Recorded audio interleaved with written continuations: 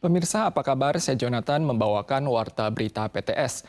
Polisi Yunlin baru-baru ini menerima laporan warga ada PMA berkelahi di sebuah kamar sewaan di desa Elun, Yunlin.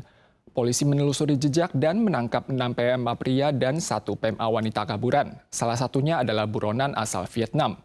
Mereka sehari-hari mengandalkan kerja sambilan di kebun sayur untuk mencari nafkah dan menyewa kamar untuk bersembunyi.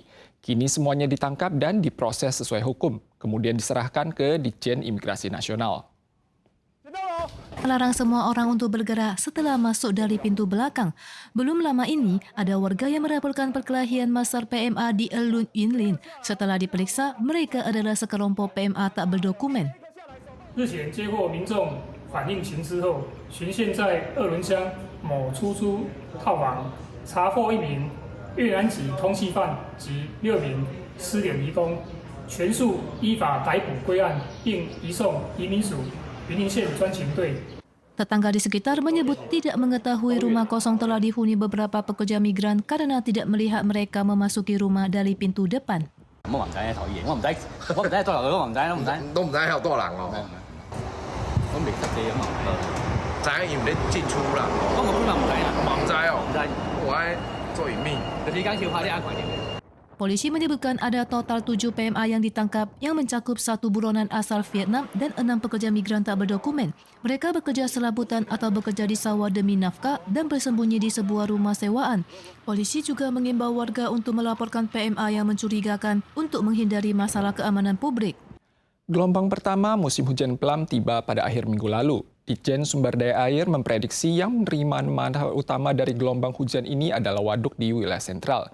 Hujan turun tepat pada waktunya untuk mengatasi kemarau, namun kontribusinya untuk waduk di area selatan relatif terbatas. Walau agak meredakan kekeringan, namun tidak dapat sepenuhnya menanggulangi kemarau. Hujan from gelombang pertama memengaruhi cuaca Taiwan pekan lalu. Statistik Badan Konservasi Air atau WDA menunjukkan total hujan yang turun mulai tanggal 6 hingga 7 mencapai 10,64 juta ton. Jumlah masukan air ini sangat membantu pengairan pertanian di kawasan tengah. Setelah front awan ini berlalu pada tanggal 8, hujan akan mereda setelah tengah hari. 多多少少可能还是会有一些对水库是有些进账的一个情形。 WDA juga mempergunakan kesempatan ini untuk melakukan operasi penambahan hujan. Pada pukul 5 pagi tanggal 7, 3 wilayah curah hujan terakumulasi terbanyak terdapat di kota Taichung yang terkumpul di waduk dan berhasil mengatasi krisis air di wilayah tengah. Tetapi air tidak terakumulasi di wilayah selatan yang juga mengalami krisis air. 南部这个地方，在过去的就是这几个月春雨这段时间的话，其实雨量上来讲的话是非常少的一个情况。那即使这一波有机会带来可能几十毫米的这个降雨量但是还是不太足够就是整个降雨的情况看起来还是差非常的远。 Mulai Rabu tanggal 10 siang, monsun timur laut akan melemah dan suhu di wilayah utara dan timur laut juga menghangat. Tetapi front awan diperkirakan akan mendekat pada akhir pekan dan kembali membawakan curah hujan. Situasi di Selat Taiwan menegang. Pemerintah Amerika dikabarkan mungkin mengadopsi metode bantuan kepada Ukraina untuk menyediakan bantuan militer sebesar 500 juta dolar Amerika melalui wewenang presiden. Situasi di Selat Taiwan menegang. Presiden Joe Biden dikabarkan mengadopsi metode bantuan kepada Ukraina untuk memberi bantuan militer sebesar 500 juta dolar Amerika kepada Taiwan melalui wewenang presiden. Sehingga Presiden Amerika dapat mengekspor barang dari inventaris negara dalam keadaan darurat tanpa persetujuan Kongres. Wewenang kepresidenan memberikan kuasa kepada Presiden Amerika untuk mengekspor barang atau jasa dari inventaris negara untuk menghadapi keadaan darurat tanpa persetujuan Kongres. Amerika dapat segera mengirim alat pengangkut senjata, amunisi presisi atau logistik dan pelatihan yang ada dalam inventarisnya untuk segera memperkuat daya tempur Taiwan. Pesawat Starlux Airlines mengalami kasus penundaan di Jepang tanggal 6. Lebih dari 300 penumpang bermalam dengan alas kasur di Bandara Narita, Tokyo akibat masalah penjadwalan penerbangan. CEO maskapai Chong Koe tiba di Bandara Narita tanggal 7 pagi untuk meminta maaf kepada penumpang dan mengumumkan pengembalian uang penuh. Di antaranya 182 penumpang telah kembali ke Taiwan tanggal 7 sore. 182 penumpang Starlux yang terjebak di Bandara Narita, Jepang akhirnya tiba di Taiwan pada tanggal 7 sore. Munculnya beberapa masalah di maskapai penerbangan Starlux di Jepang belakangan ini membuat CEO Starlux Chang Kuo-wei berulang kali meminta maaf langsung kepada penumpang setibanya di Jepang dan berjanji memberikan pengembalian penuh uang tiket pesawat pulang pergi. Chang secara pribadi menerbangkan pesawat kembali ke Taiwan. 说真的，要是我也很生气的，将心比心